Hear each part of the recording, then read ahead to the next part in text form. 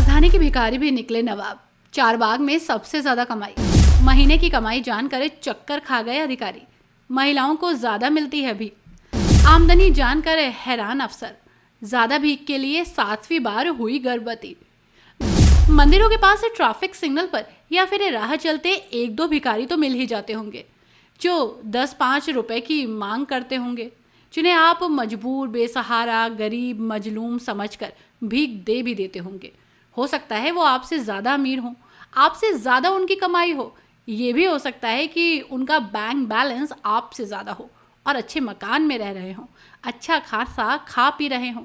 ऐसा हम यूं ही नहीं कह रहे, बल्कि हाल ही में लखनऊ में भिखारियों के लिए एक धरपकड़ अभियान और सर्वे कराया गया, जिसमें कुछ ऐसे तथ्य निकलकर सामने आए जिसने सबको चौंका दिया।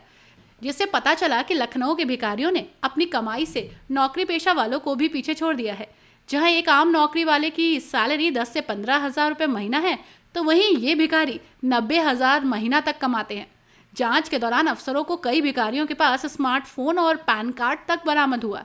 लखनऊ में डूडा नगर निगम और समाज कल्याण विभाग संयुक्त सर्वे में 5,312 भिखारी मिले। अब सभी भिखारियों को मुख्यधारा में जोड़ने और सरकारी योजनाओं का लाभ दिलाने के लिए विशेष अभियान चलाया जा रहा है। इसके लिए उनसे फॉर्म भरवाए जा रहे हैं। इसमें 5 टीमें पूरी तत्परता के साथ काम कर रही हैं। मांगने के लिए आई हैं आप? परिवार कहाँ है आपका? घर का बच्चा?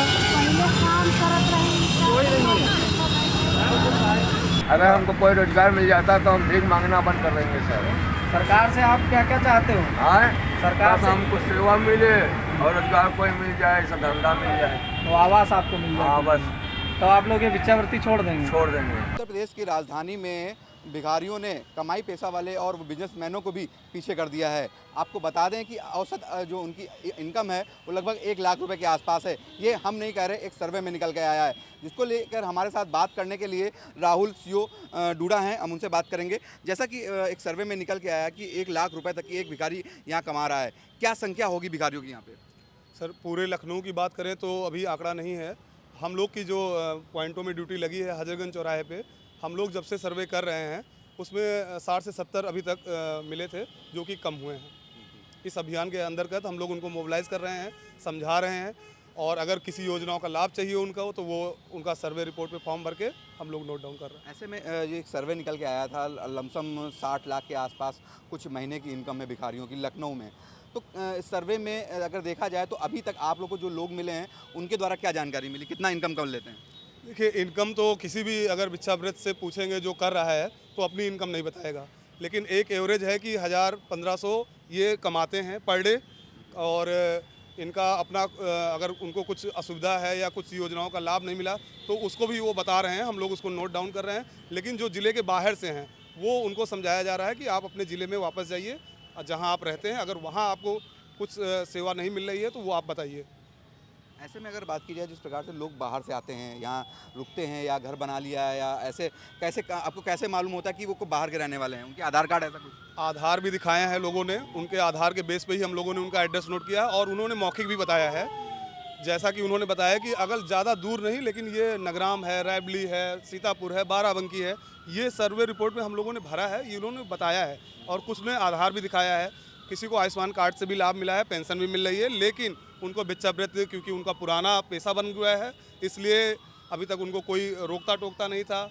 और जब तक लोग देना बंद नहीं करेंगे इनका मन लगा रहेगा इसी में। जैसे कि टीम बनाई गई है इनको रोकने के लिए और इनको समझाने के लिए कि भीख को लेकर, ऐसे में कौन कौन से विभाग आपके साथ में टीम में गठित किए गए हैं?